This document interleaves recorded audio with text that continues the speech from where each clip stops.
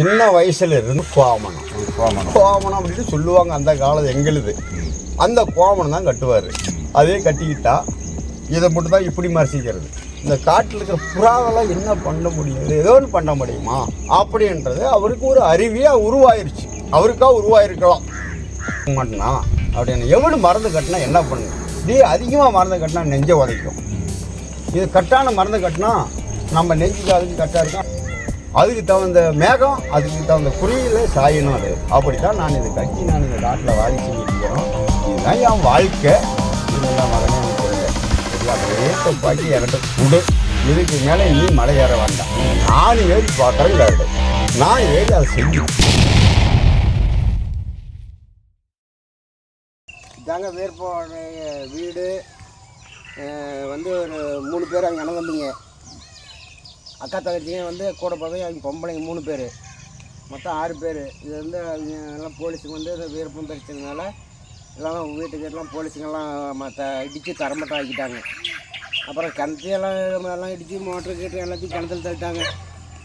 கிணத்துக்கு அப்புறம் சரி இவங்க வெளியில் கிளம்பிட்டாங்க. பொம்பளைங்களாம் இருக்க முடியாத, போலீஸுக்கு கடுபிடி தாங்க மாட்டாத வெளியில் கிளம்பிட்டாங்க. இவரும் காட்டுக்கு கிளம்பிட்டார். இதுக்கு மேலே நம்மளே இருந்தாலும் பங்காளி இதோட உங்களுக்கு சொத்துல இது என்ன பண்ணிட்டுக்கிறாங்க இப்போ?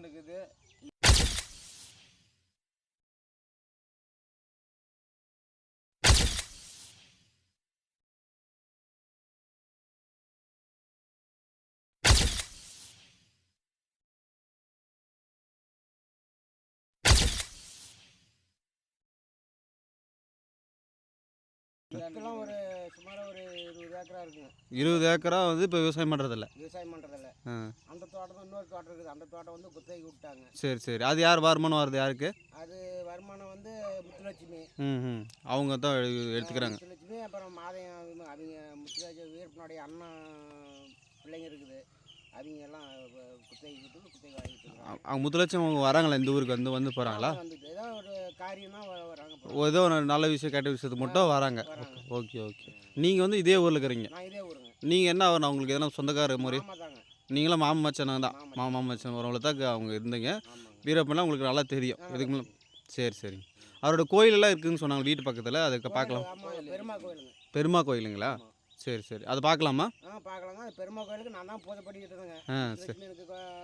வருஷம் உள்ள கொடுக்குறாங்க. ஒரு அதெல்லாம் நானும் அவருடைய விருப்பம் கட்டின கோயிலுங்க இது. அவர் வந்து இப்போ குறைக்க வேட்டை கேட்டுக்கு போயிட்டு வரும்போது தேங்காய் பழம் வாங்கி சம்பங்களுக்கெல்லாம் இங்கெல்லாம் 100கணக்கான ஜனங்க வருவாங்க. வந்து காய் பழம் வண்டியில் மாட்டு வண்டியில் தான் ஓட்டு போவாங்க. காய் பழம் வச்சு உடச்சி கும்பிட்டு அவர் மறுபடியும் வேட்டைக்கு போகிற வந்து அந்த கோயிலில் சாமி கேட்டுட்டு தான் வாக்கு கேட்டுட்டு தான் போவார். அவர் குலதெய்வம் வந்து அங்கே தமிழ்நாட்டில் இருக்குது முனிப்பன்.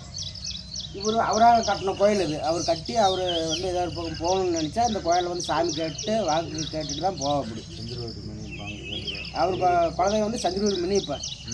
இது வந்து பெருமா கோயில் அவராக கட்டின கோயில் இது.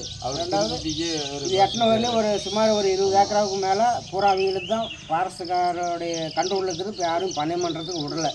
அதனால தான் அந்த மரங்கள்லாம் இப்படி எல்லாம் மரம் ஏறிட்டு இருக்குது.